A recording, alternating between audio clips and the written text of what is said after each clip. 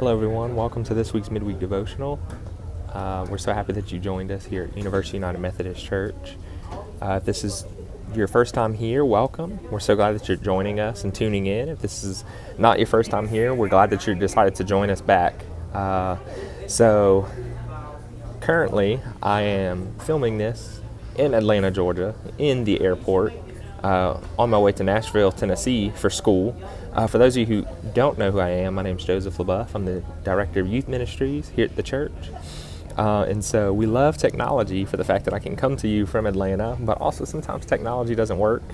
So kind of making a last minute game change, because the first video that I uploaded did not want to cooperate with us. And if any of you have ever had something like that where your plans have kind of been derailed and thrown away, you can definitely understand some of the craziness and the frustration or the anxiety that gets felt with that.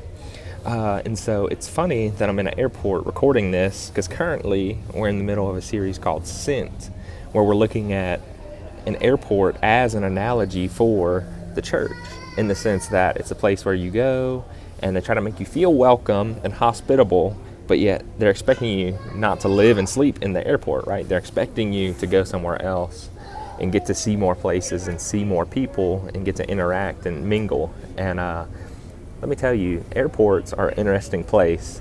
You get a wide variety of people. Sometimes you miss the little concourse terminal thing, shuttle taking you to your place, and then you got to wait an extra time. So there's a lot going on with that in an airport. And so yes, a little bit about me is that I do get a little frustrated whenever things don't go my way, whenever I planned for something to happen, especially because I was like, okay, I'm going to record this video and it's going to go to plan and I'm going to get it done and I can relax in the airport, and then just to find out that it did not work.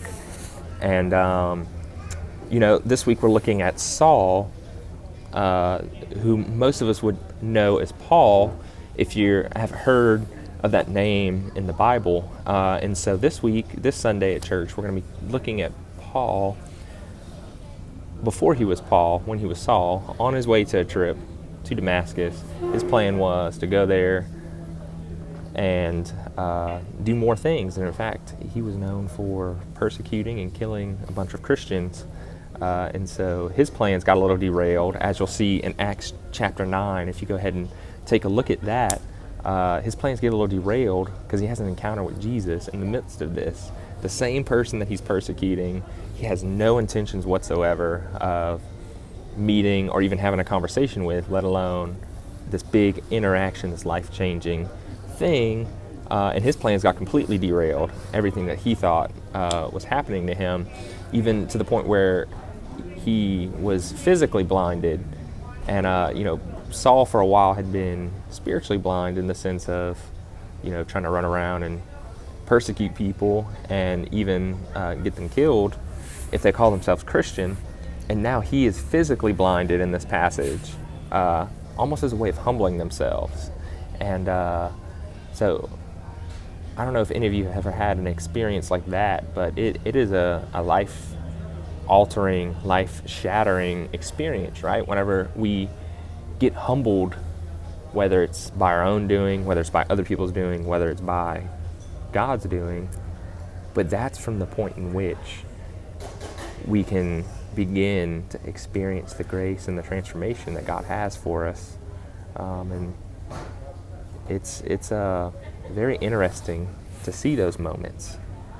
And really that's the moment that we're seeing here. Saul in his humbling and his plans, right? Because he has to let go of his old ideas, the things that are rooted in him, as he's going around dead set that he is doing the right thing by persecuting these Christians. And all of a sudden he has to get rid of those ideas, right? As he's made blind and had this encounter with Jesus, Jesus tells him, go to this place in this city and just do what I say, right? And so for a man who never wanted to listen to Jesus or God or have any part of that, and even quite the opposite, whenever we have those humbling circumstances and situations, it's truly a thing. And Saul could have very easily been like, well, I'm not trusting you because Jesus and I am who I am and you're who you are, right? But it's in the midst of letting go of what was, letting go of those thoughts, our own ideas of what life should be or where it is. That's the point where God can come into our lives in different ways, whether that's inside the church building, outside the church building, wherever, and we really start to see that transformation.